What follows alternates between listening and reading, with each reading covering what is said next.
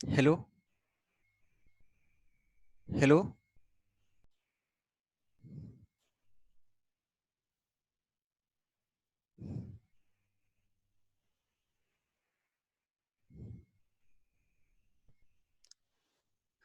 तो क्या होता है कि जो क्रांतिकारी वो लोग थे, यह कांग्रेस का सहयोग करते हैं अपने अपने क्षेत्र में, कांग्रेस की सफलता के लिए पुरजोर प्रयास करते हैं।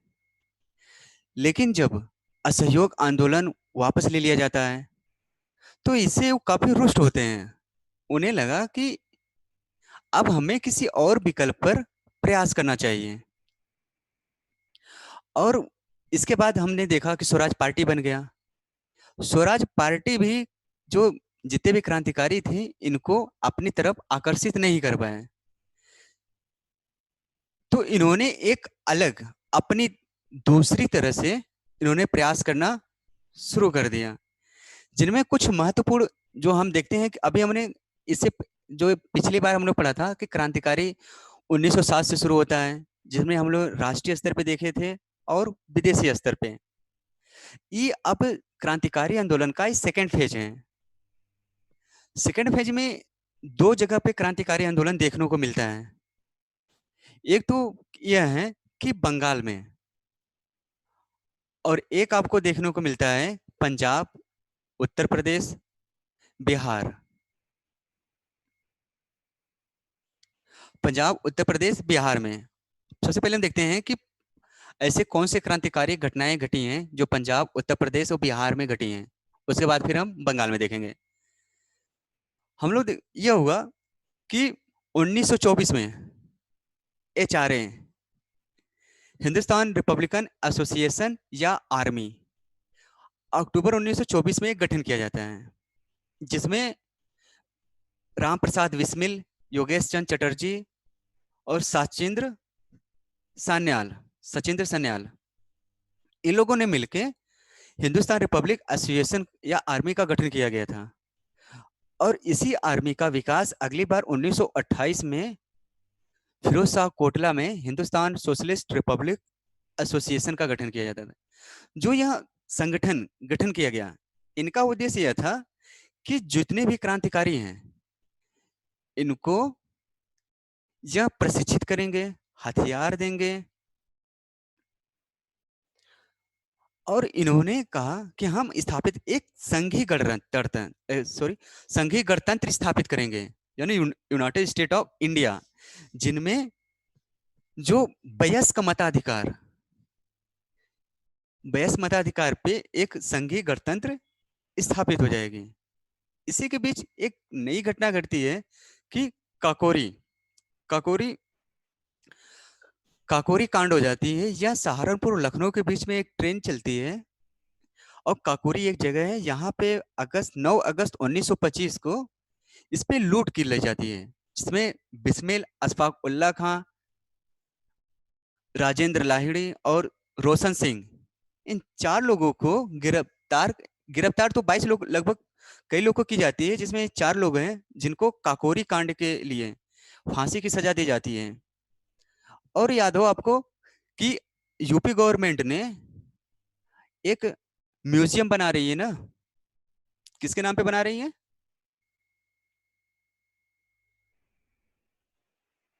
हेलो। हाँ आ, सर। यूपी गवर्नमेंट एक म्यूजियम बना रही है राम प्रसाद बिस्मिल के नाम पे ना। गोरखपुर में सर। हाँ, गोरखपुर में इन्हीं के स्मृति में एक म्यूजियम बनाया जा रहा है। काकोरी के बाद जो अगला क्रांतिकारी, अगला है, ये क्या? कि 1928 में फिरोजशाह कोटला के मैदान में एक HSRA का गठन होता है, जिसमें यूपी से शिव वर्मा, जयदेव कपूर, विजय कुमार सिन्हा, और पंजाब से भगवती सिंह, सॉरी, भगत सिंह, सुखदेव, भगवती चरण वोहरा, ये तीन लोग इधर पंजाब से और यूपी से, ये लोग फिरोजशाह कोटला में इकट्ठा होते हैं। इन्होंने HSRA का गठन किया है। HSRA का इन्होंने अब लक्ष्य तय किया कि इसका लक्ष्य होगा समाजवाद की स्थापना। और इन्होंने अब जो बम और पिस्टल की जो क्रांतिकारियों की जो फिलॉसफी है, इसको चेंज करते हुए अभी ये लोग सोशलिस्ट उसमें इंक्लूड करते हैं। लेकिन इसी के बीच में क्या होता है कि साइमन कमीशन का विरोध करते हुए लाला लाजपत राय पर लाहौर दिसंबर 1900 लाहौर में 1928 में उन पे लाठी चल जाती है, इससे उनकी मृत्यु हो जाती है। तो HSRA के जो सदस्य थे, इन्होंने लाला लाजपत राय का बदला लेने के लिए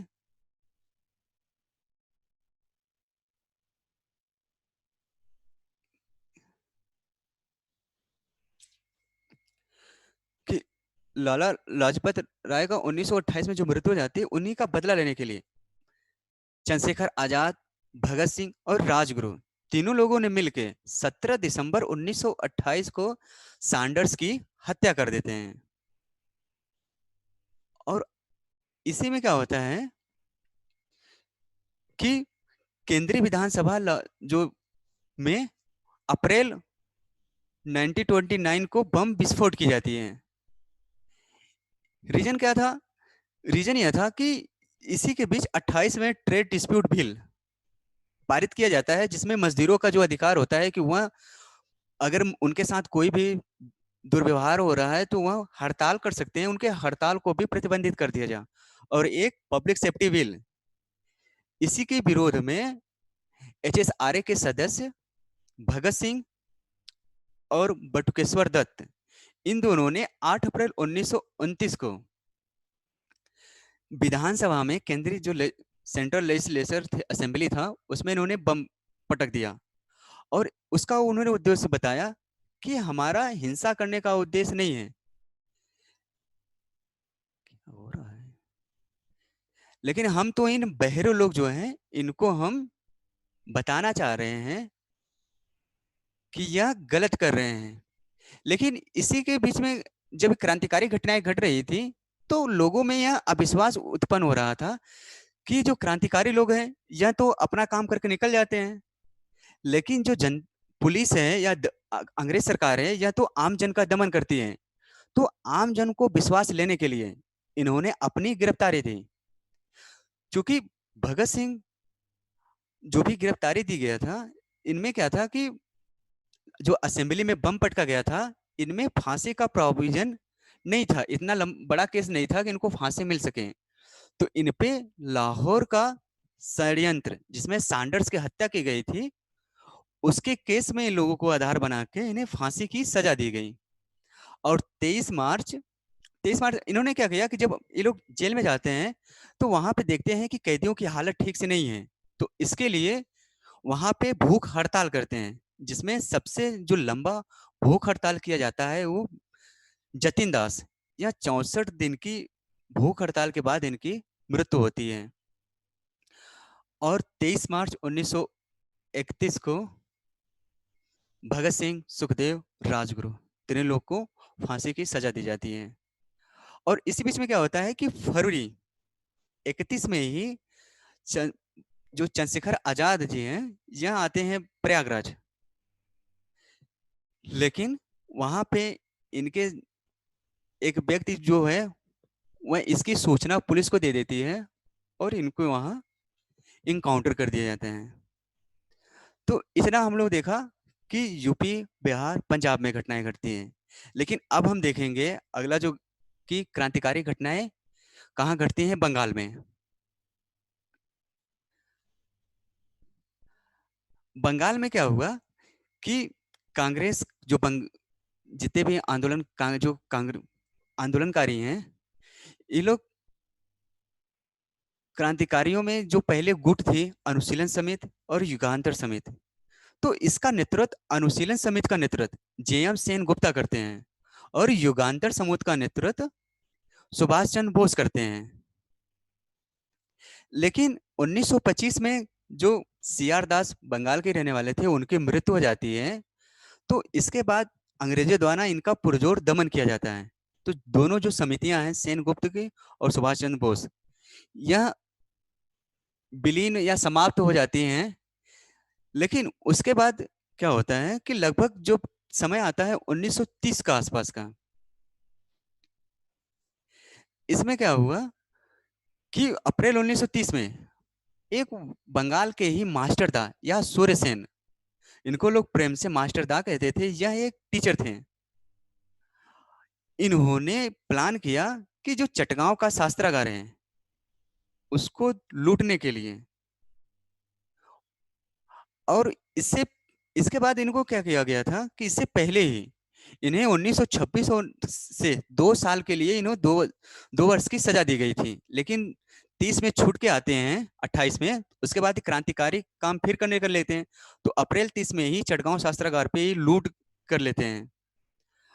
और इससे पहले यह कांग्रेस जो समिति थी पंजाब बंगाल में, उसके ही सचिव भी रहे हैं।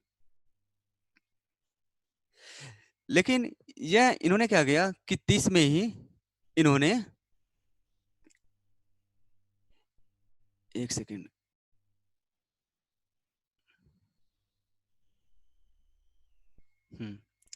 सूर्यसेन ने अपने सहयोगी, इनके 3 लोग सहयोगी हैं जिसमें गणेश घोष, लोकीनाथ बाउल और अनंत सिंह, इनके सहयोग से ही इन्होंने एक प्रस्ताव पारित किया जिसमें इनका उद्देश्य था कि जो ब्रिटिश हैं इनको उखाड़ फेंकने के लिए कुछ प्रयास करने चाहिए। तो इन्होंने प्रयास में इन्होंने ये देखा कि चटगांव में इन्होंने 2 बार, 2 शस्त्रागार थे जहां शस्त्र अस्त्र रखे जाते थे, इस पे उन्होंने 2 बार कब्जा किया। हथियार लूटना इसलिए चाहते थे ताकि ये जो अपने लोग हैं इनको हथियार बंद किया जा सके। और नगर टेलीफोन, आपको याद हो कि जब 1857 का स्वतंत्रता संग्राम चल रहा था या सैनिक विद्रोह चल रहा था, तो उसमें एक सबसे बड़ी घटना यह महत्वपूर्ण हारने में रही थी कि जितने भी विद्रोही थे, यह जो संचार का माध्यम है उसको इन्होंने उस पर प्रहार नहीं किया था। लेकिन अब क्या है कि जितने भी टेलीकम्युनिकेशन के माध्यम है उस पर अब जितने भी आप देखेंगे कि सभी लोग उस पर प्रहार करते हैं। कि नगर टेलीफोन सेवा बंद कर दिया गया, टेलीग्राफ संचार व्यवस्था को उन्होंने नष्ट कर दिया, और रेल संपर्क जो था उसके इन्होंने पटरियां उड़ा दी, जैसे आजकल लोग नक्सलाइट लोग करते हैं।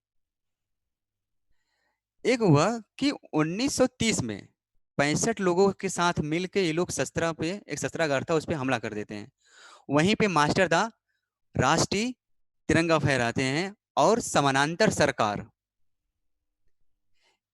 एक प्रांतीय समानांतर सरकार का गठन करते हैं। और उसके बाद इनको पकड़ लिया जाता है। 1934 में सूरसेन को फांसी दे दी जाती है। लेकिन जितने बंगाल का जो क्रांतिकारी आंदोलन है, इसमें कुछ महत्वपूर्ण, जो सबसे महत्वपूर्ण बात ये रहा कि इसमें महिलाओं ने ज्यादा पार्टिसिपेशन किया था। हम देखते हैं कि कुछ महिलाओं में जो सबसे महत्वपूर्ण रही, जो जानने लायक है, कि ये महिलाओं का काम क्या था। महिलाओं का काम था कि जितने भी क्रांतिकारी होते थे इनको अपने यहाँ शरण देते थे, ये लोग संदेश पहुंचाने का काम करते थे और बंदूक लेके ये लोग लड़ते भी थे। जिसमें पृथ्वीलता वाडेकर ने क्या किया कि रेलवे इंस्टीट्यूट पे इन्होंने छापा मारा और पकड़े जाने के बाद इनको फांसी की सजा हो जाती है। एक है कल्पना दत्त। कल्पना दत्त को क्या होता है कि सूरसेन के साथ इनको गिरफ्तार कर लिया जाता है। सूरसेन को तो फांसी हो जाती है लेकिन इन्हें आजीवन कारावास की सजा दी जाती है। 1931 में ही, 1931 में दिसंबर का समय होता है, उसमें 2 महिलाएं, एक सुनीति चौधरी और एक शांति घोष, इन दोनों ने एक जिला अधिकारी का हत्या कर दिया। और एक बीना दास हैं। बीना दास क्या होते हैं कि यह एक दीक्षांत समारोह चल रहा था, उस पे गवर्नर इनको उपाधि देने के लिए आते हैं, लेकिन ये उपाधि के दौरान ही उनको गोली मार देती हैं। तो हम लोग देखें कि क्रांतिकारी आंदोलन इसमें क्या घटा।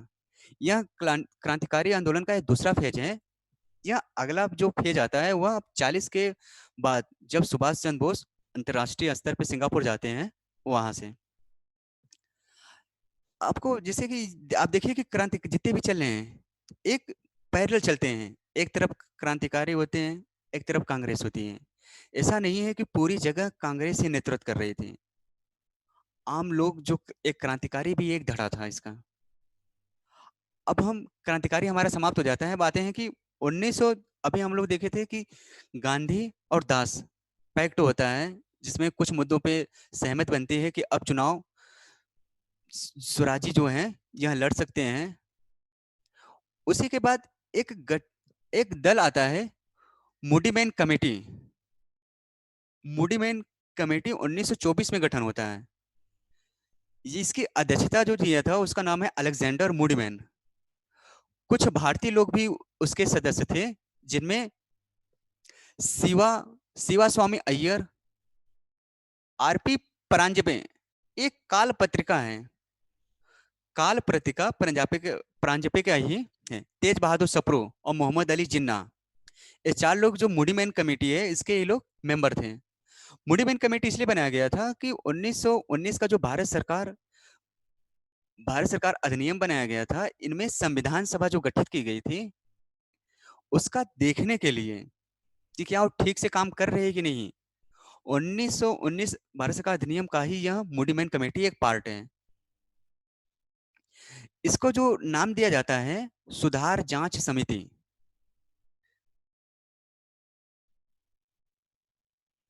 अब हम अगले चरण में आते हैं कि भारत सरकार 1919 के अधिनियम में ही एक प्रोविजन यह किया गया था कि 10 साल बाद इसकी समीक्षा की जाएगी। लेकिन चूंकि कंजर्वेटिव पार्टी लंदन में रहती है, उसका विचार था कि हम क्योंकि उस समय जो लेबर पार्टी है उसके ज्यादा प्रबल थे कि वह गवर्नमेंट बनाए। तो ये लोग समय से पहले ही साइमन कमीशन या भारतीय विधिक आयोग का गठन कर देते हैं। लेकिन इसमें जो मुख्य बात थी कि इसमें सभी जितने भी मेंबर थे सब व्हाइट मैन थे। इनको रिपोर्ट देना था कि जो भी वर्तमान सरकारी व्यवस्था है यह कैसी चल रही है और शिक्षा का प्रसार कैसा है, और क्या भारत तैयार है कि यहाँ उत्तरदायी शासन लागू किया जाए, और लागू किया जाए तो कहां तक। लेकिन उससे उसी के बीच ही सेक्रेटरी ऑफ स्टेट थे विरकन हेड। विरकन हेड ने भारतीयों को चैलेंज किया कि आप लोग एक सर्वसहमति संविधान बना के दिखाएं। इस चैलेंज को स्वीकार करते हैं मोतीलाल नेहरू, और एक सर्वदलीय सम्मेलन बुलाया जाता है जिसमें उप समिति बनती है। उप समिति की जो अध्यक्षता है यह मोतीलाल हम्म, एक सेकंड।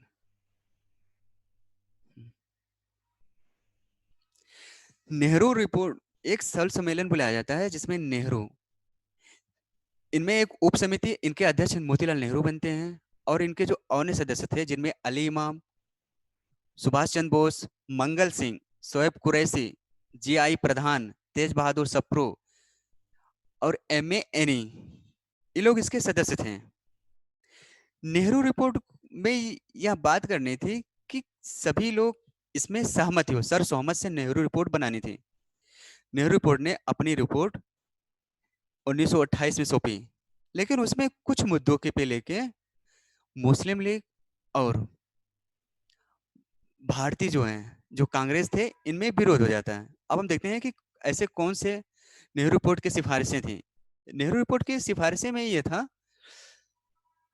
कि नेहरू रिपोर्ट ने तो डोमिनियन स्टेट की बात की, लेकिन अभी तक जो 1909 के अधिनियम से मुस्लिमों के लिए पृथक निर्वाचन का प्रस्ताव किया गया था, और 1916 का जो लखनऊ सम्मेलन होता है उसमें कांग्रेस ने मान्यता प्राप्त कर दी थी। अब इसी को नेहरू रिपोर्ट में यह हुआ कि नेहरू रिपोर्ट में कहा गया कि जो पृथक निर्वाचन है इसको समाप्त कर दिया जाए और उसके स्थान पे एक संयुक्त निर्वाचन प्रणाली आते हैं और मुस्लिमों को उनकी जनसंख्या के आधार पे कुछ स्थान आरक्षित कर दिया जाएगा। और कुछ इनके महत्वपूर्ण थे कि भाषाई आधार पे प्रांतों का गठन करना और इसी में 19 मौलिक अधिकार के इन्होंने लिस्ट बनाया और जिसमें एक ये भी था कि महिलाओं के लिए समान अधिकार था। और इसमें पहली बार जैसे आज हम लोग देखते हैं कि जो भारत है वह धर्मनिरपेक्ष राष्ट्र है, तो नेहरू रिपोर्ट में ही पहली बार पूर्ण धर्मनिरपेक्ष राज्य बनाने की संकल्पना की गई थी। और एक प्रस्ताव इन्होंने कहा कि सिंध को पंजाब से अलग कर दिया जाए और भारत में एक प्रतिरक्षा समिति बने, साथ ही उच्चतम न्यायालय और लोक सेवा आयोग की भी स्थापना की जाए। कुछ ये महत्वपूर्ण थे। लेकिन क्या हुआ कि जो इन्हें पृथक निर्वाचन का मांग अस्वीकार कर दिया था, तो मोहम्मद जो मुस्लिम लीग है इसका सम्मेलन दिल्ली में होता है। दिल्ली में 4 प्रस्ताव, एक सेकंड,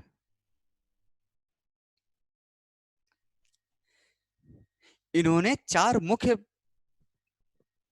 बिंदु थे, उनको इन्होंने पारित किया। इन्होंने मुख्य बातें इन्होंने क्या किया कि पृथक निर्वाचन प्रणाली जो है, ठीक है, आप पृथक निर्वाचन प्रणाली समाप्त कर दिया जाए, लेकिन उसकी जगह पर संयुक्त निर्वाचन की व्यवस्था करें, लेकिन कुछ सीटें मुसलमानों के लिए आरक्षित होनी चाहिए। जिसमें उन्होंने कहा कि केंद्रीय जो विधानमंडल है उसमें मुस्लिमों के लिए 1/3 सीटें जो हैं वो रिजर्व कर दिया जाए। और ऐसी जगह जहां पे मुस्लिम बहुसंख्यक हैं जैसे पंजाब और बंगाल में, वहां पे क्या किया जाए कि इनकी जनसंख्या के आधार पे वहां पे सीटें आरक्षित कर दी जाएं।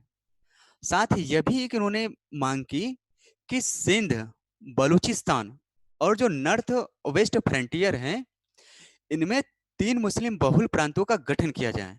लेकिन इस मुद्दों को लेके हिंदू महासभा ने विरोध किया। हिंदू महासभा का मानना था कि अगर मुस्लिमों के लिए सेंट्रल लेजिस्लेटिव असेंबली में 1/3 रिजर्व कर दिया जाएगा और ऐसी जगह जहां मुस्लिमों के लिए उनकी जनसंख्या ज्यादा है वहां पे उनके जनसंख्या के अनुसार उन्हें रिजर्वेशन दिया जाएगा।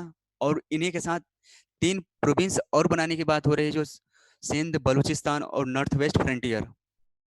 तो इससे क्या होगा, एक अलगाव होगा। इस प्रस्ताव पर क्या हुआ कि 1928 में उस समय मोतीलाल नेहरू कांग्रेस के अध्यक्ष बनते हैं। उनमें जो मुस्लिमों का यह प्रस्ताव था, जिन्ना प्रस्ताव पेश करते हैं, लेकिन कांग्रेस द्वारा इनके प्रस्ताव को माना नहीं जाता, तो ये अपने आप को कांग्रेस से अलग कर लेते हैं। अब यहाँ पे मुस्लिम और जो कांग्रेस थे, मुस्लिम लीग अलग हो जाते हैं। और इसी के विरोध में जिन्ना ने 14 सूत्री मांग 1929 में प्रस्तुत किया, जिसमें इन्होंने अपने पुराना मांग कि 1/3 सीट आरक्षित कर दिया जाए और डोमिनियन तो हम बनाएंगे, लेकिन जो एक अवशेष शक्तियां होती हैं, जो अभी भारत में अवशिष्ट शक्तियां जो हैं संसद को हैं, इन्होंने कहा कि प्रांत, प्रोविंस को होना चाहिए। ऐसे इन्होंने कुछ महत्वपूर्ण बातें, लेकिन इस पे भी ध्यान भारत सरकार नहीं देती है।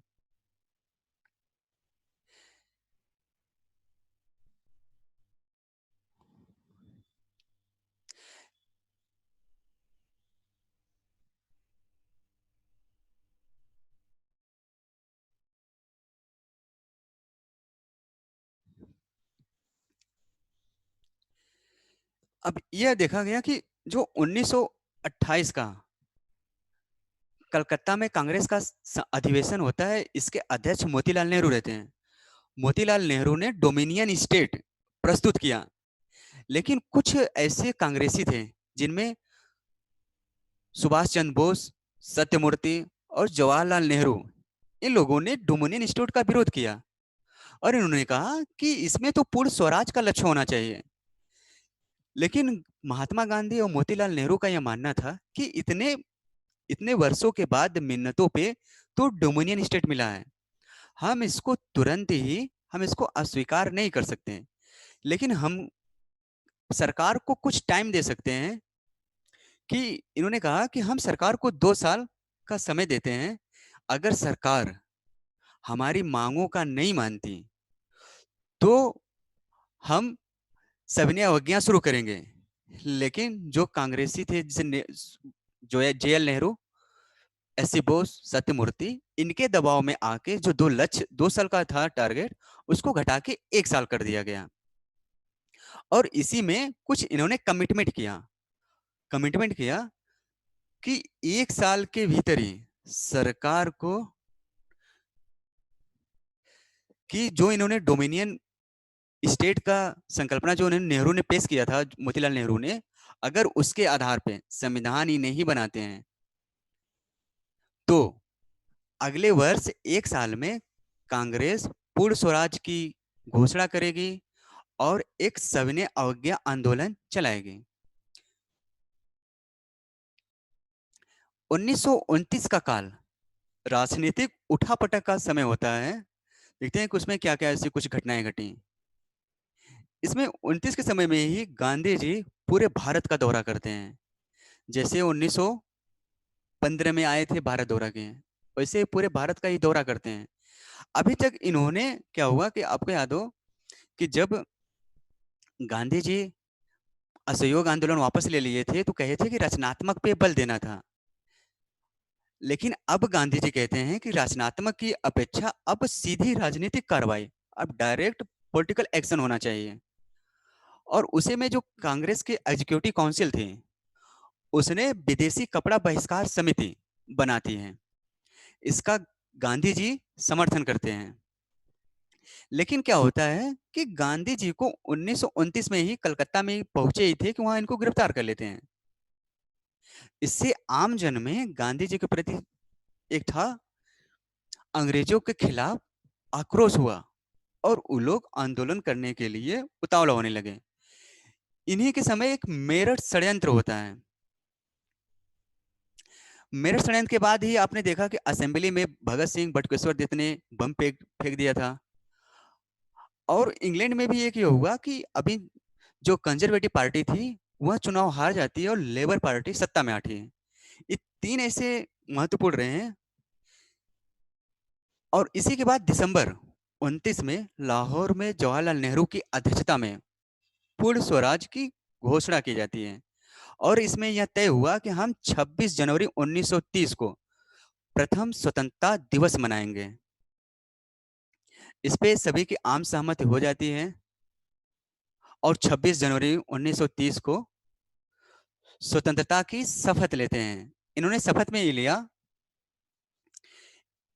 कि इन्होंने माना कि जो स्वतंत्रता का जो अधिकार है, यह कोई भी इसे छीन नहीं सकता।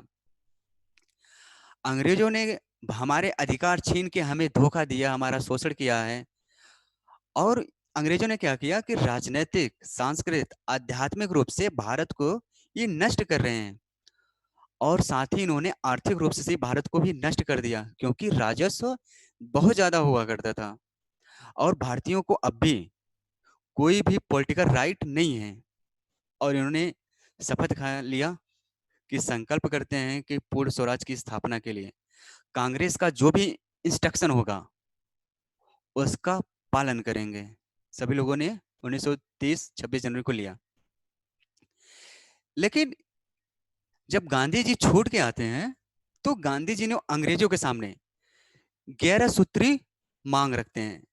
11 सूत्री मांग में इन्होंने क्या रखा? इन्होंने रखा कि जो सेना पे खर्च है और ICS जो जनपदीय स्तरीय सेवा है, सिविल सेवा और सेना पे जो खर्च है उस पर 50% कमी कर दो। जितने भी नशीली वस्तुएं हैं इनमें भारत में बैन कर दो। जो CID विभाग पे है उस पे आम लोगों का नियंत्रण होना चाहिए।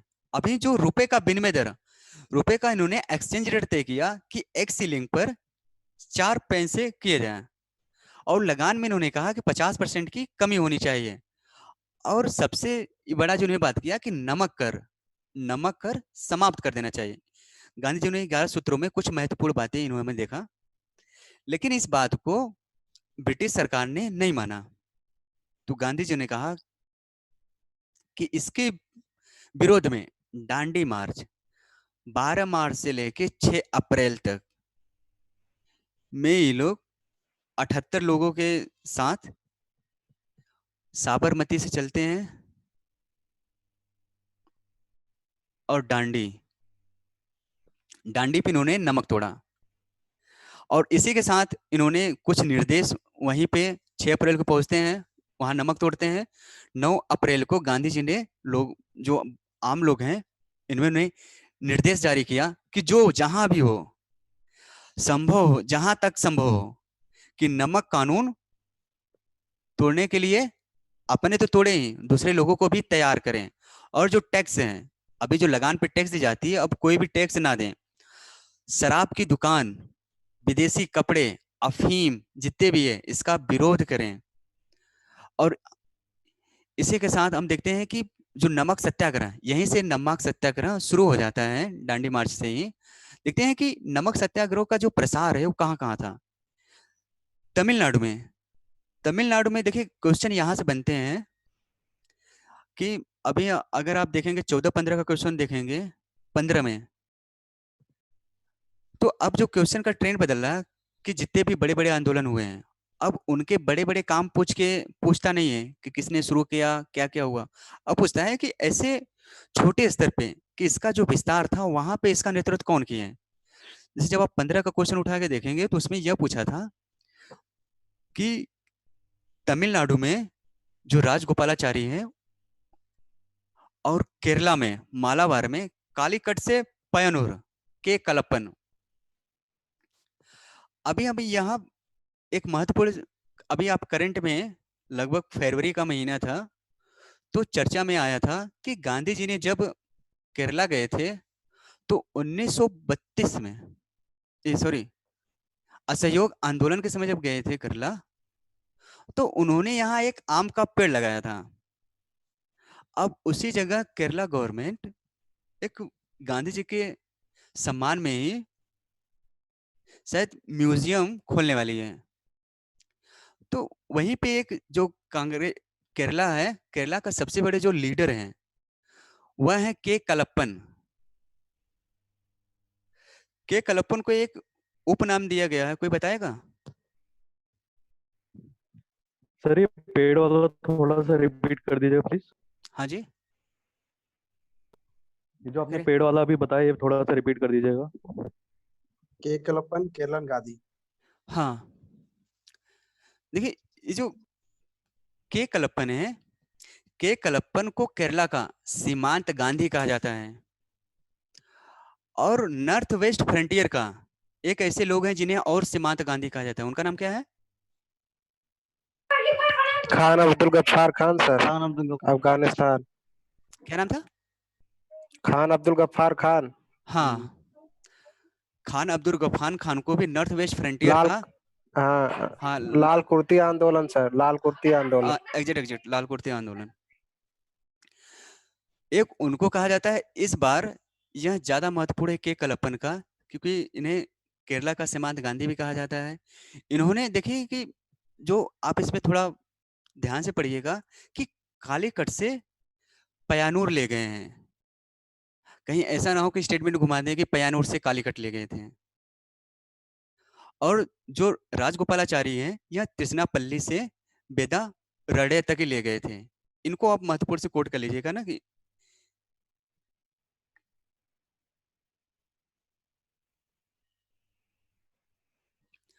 अब देखते हैं कि असम में, पहले आंध्र प्रदेश में देख लें कि आंध्र प्रदेश में क्या होता है कि नमक आंदोलन जो था उसके लिए यहाँ पे शिविर, जैसे हम लोग के यहाँ शिविर होता है कि हम एक शिविर लगाते हैं, लेकिन आंध्र प्रदेश जो कि दक्षिण भारत है वहाँ इनको शिविरम कहते हैं। शिविरम में ही एक प्रमुख जाति है, एक कामा और राजू, यह जाति का नाम है। इन्होंने वहां पे आंदोलन चलाया था।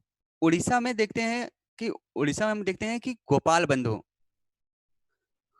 बंधु के नेतृत्व में बालासोर, कटक और पुरी, हमें जैसे कि ये जो छोटे छोटे हैं ये हमें याद ना हो तब भी चल जाएगा, लेकिन हमें यह याद हो कि कौन सा व्यक्ति कहाँ जुड़ा था। जैसे गोपाल बंधु उड़ीसा से। ऐसे ही देखते हैं असम में। असम में क्या हुआ कि जब असम में दो तीन मुद्दे यह हुआ कि उतना अच्छा नहीं चल पाया। रीजन क्या था कि मुस्लिम मुस्लिम वहां ज्यादा थे। हिंदू और मुस्लिम के संबंध 1928 में ही गड़बड़ हो गए। और जो अभी एकता का परिचायक था कि हम लोग असहयोग आंदोलन से मुस्लिम और हिंदू एक थे, अब वहां जाके बट जाते हैं। इसलिए उतना ज्यादा सफल आंदोलन असम में नहीं होता। असम में जो सबसे महत्वपूर्ण है कि एक कनिगम सर्कुलर जारी की जाती है। कनिगम सर्कुलर में यह कहा गया कि हर एक स्टूडेंट को अपने पेरेंट्स से यह लिखवा कर लाना होगा कि वह अच्छे व्यवहार करते हैं। बंगाल में क्या हुआ कि चौकीदारी चौकीदारी कर और यूनियन बोर्ड विरोधी यहाँ पे। अभी उस समय पहले हम देखा कि देखिए आंदोलन हमेशा समानांतर चले हैं, कोई अलग अलग होके नहीं। हम लोग पढ़ने के दृष्टि से ही उनको अलग करते हैं कि क्रांतिकारी आंदोलन है ये, क्योंकि सूर्यसेन का समय भी 30 का समय है और 30 का समय असहयोग आंदोलन भी सविनय अवज्ञा आंदोलन भी चल रहा है। तो यहाँ पे उस समय सूर्यसेन ने भी प्रांतीय सरकार का वहां पे गठन किया गया था। बिहार बिहार में भी कुछ महत्वपूर्ण, जैसे अंबिकाकांत सिन्हा। अंबिकाकांत सिन्हा ने क्या किया कि बिहार में सभी जिले में तो नमक का आंदोलन नहीं चालू किया गया था, लेकिन सारण और चंपारण दो ऐसा जगह क्षेत्र है जहां नमक बनाया जाता था और वहां पे नमक नमक तोड़ो आंदोलन चलाया गया। एक वहीं पे तालाब तालाब है, नखास तालाब। नखास तालाब में ही अंबिकाकांत सिन्हा ने यहाँ पे मिलके इन्होंने नमक तोड़ो आंदोलन किया था। और यहीं पे चौकीदारी विरोध आंदोलन भी चला था। चौकीदार क्या होते थे कि चौकीदार सरकार का खुफिया आदमी होते थे। यह जितने भी काम चलते थे, जितने भी यहाँ पे रणनीतियां बनती थी, इसकी सूचना ये लोग दे आते थे सरकार को, अंग्रेज को। इससे चौकीदारों के विरुद्ध भी बिहार में आंदोलन चला। अब हम देखते हैं कि छोटा नागपुर हुआ। छोटा नागपुर में कोई बड़ा आंदोलन नहीं हुआ, लेकिन कुछ जनजातियां थी जैसे बोंगा माझी और सोमरा माझी। इन लोगों ने क्या किया कि अभी हम लोग देखे कि नमक का आंदोलन चल रहा था, लेकिन ये जो छोटा नागपुर पठार आज का झारखंड वाले एरिया में बोंगा माझी और सोमरा माझी, इन्होंने संस्कृतिकरण, संस्कृताइजेशन क्या होता है कोई बताएं?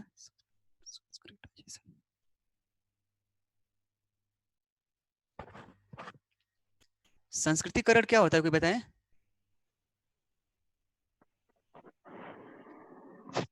Sir social reform.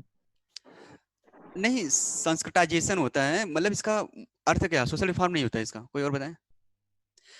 देखिए अभी कुछ ही मिनट में अभी फिर ये स्टॉप हो जाएगा, तो दोबारा हम लोग जुड़ेंगे।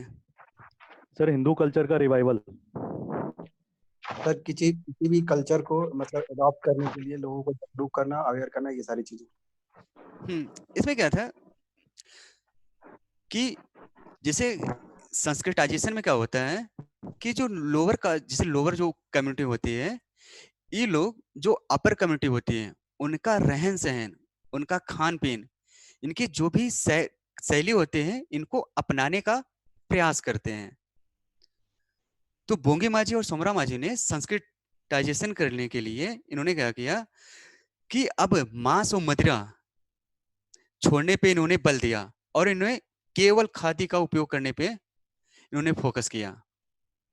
अब हम देखते हैं कि छोटा नागपुर हो गया। अगला क्या है कि पेशावर। पेशावर में खान अब्दुल गफ्फार खान, जिन्हें सीमांत गांधी भी कहते हैं और बादशाह खान, इन्होंने एक